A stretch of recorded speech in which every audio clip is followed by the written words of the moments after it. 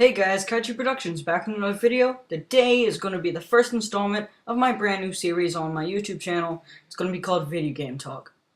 Video Game Talk is going to be focusing on video games, and I'm going to talk about them, of course. Sort of like a podcast, something along those types of lines, like a talk show on the radio. Um, I'm going to be talking about retro games, new games, games that are going to come out. I'm definitely going to talk about Sega and Nintendo and the console wars. I'm going to talk about my favorite games. I'm going to talk about video games that I'm going to buy in the future, and just little bits about all these games and when they were released, and just a lot of facts about them. I'm going to show gameplay footage, and I'm going to get a capture card soon so I can get the footage better. But yeah, I'm going to have this series up on YouTube. This is episode 1, as you saw in the beginning. So, yeah, our first game is going to be Super Mario Duck Hunt.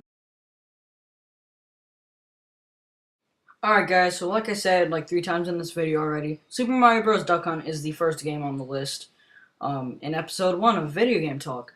Super Mario Duck Hunt is, of course, a combination cartridge, or a combo cart, Super Mario Bros. And Duck Hunt. 2 very good selling games for Nintendo in the 1985. And it was released in 1985 by Nintendo, of course, with the Nintendo Entertainment System action set. You'll see some video game footage here in a minute. But yeah, with the video game Nintendo Entertainment System action set, it was very great selling. The action set came with a zapper, 2 controllers, and of course the system itself. This really did outstanding and led to other releases of the Nintendo packs in the future, like the one with Super Mario Bros. 3, which is going to come up here in a short bit.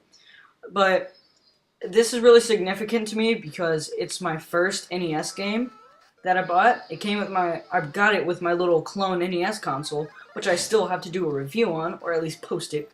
But it came with that, and then I bought Godzilla with it, and I fell in love with this game and Godzilla.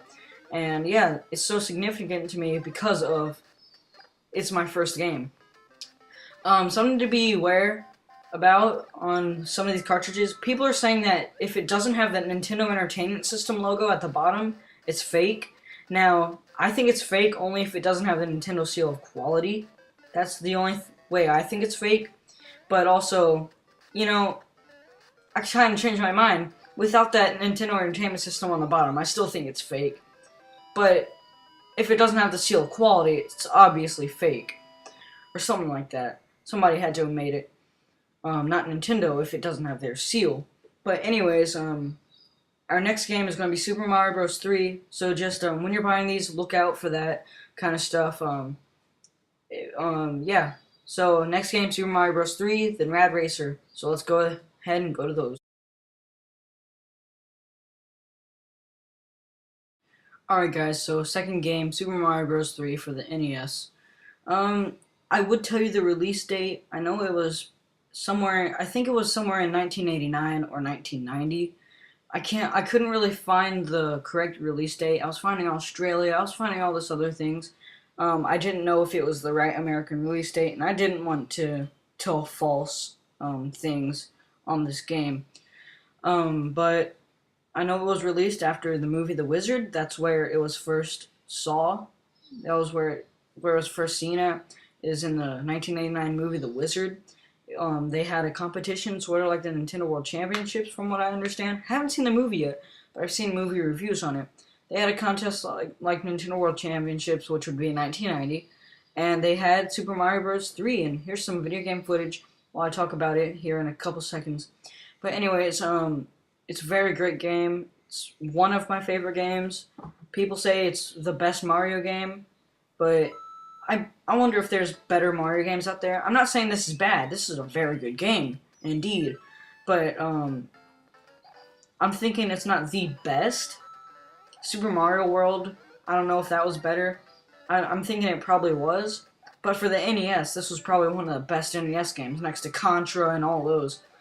So I'd really recommend picking this one up. I got it for Christmas, last Christmas. And I really loved it when I opened this game up. I played it like immediately after I got it. And yeah, you can find this for decent prices online and stuff like that. yeah, it's just very, very cool, full of Easter eggs and like hidden things like in the skies and stuff. So cool new suits. Like in the Mario one, you had the fire flower and you had the mushroom. And that's all. Super Mario Bros. 2, which was Doki Doki Panic in Japan. I don't really know what they had in that. I want to get that, but I know in this you had just a big wide variety of suits, which is very amazing. So let's go on to our next game, Rad Racer.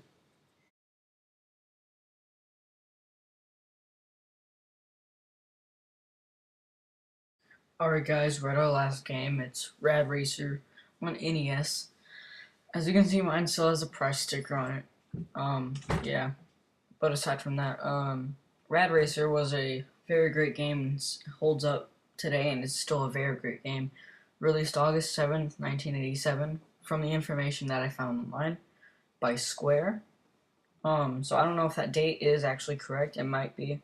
It probably is. But released by Square, and they later did a Rad Racer 2 because this did so well. And this game had a 3D effect, and I think it's like only a couple NES games had 3D. I have 3D World Runner. That one had 3D, and this has a 3D effect. You're going to see more gameplay here in a second, just like the other games. And all of Video Game Talk will have that. But anyways, Rad Racer, it's really fun. You have a choice between a Ferrari and a F1 car, and you have like racers on the road trying to knock you off the road sometimes. And they're trying to win the race, I guess, too. That's what I've heard. And you want to try to win it too before they can. If you hit like a tree or something on the side, you flip over like 100 times. Okay, not 100, but you flip over a lot, then you slide to the middle of the road, and then you can start driving again. You have turbo, you have great music, you have just a very good driving sequence. Sometimes the drivers will leave you alone. You just have to kind of avoid them, is what I kind of meant by they try to knock you off the road. You have to avoid them, and then they'll, I think as the game progresses, they start hitting you. But you have to kind of avoid them so you don't crash. So that's been Rad Racer, and this is the end of the first episode of Video Game Talk, and you're going to see the rest of the gameplay, so I'll let you watch that, and I'll leave you for the second episode.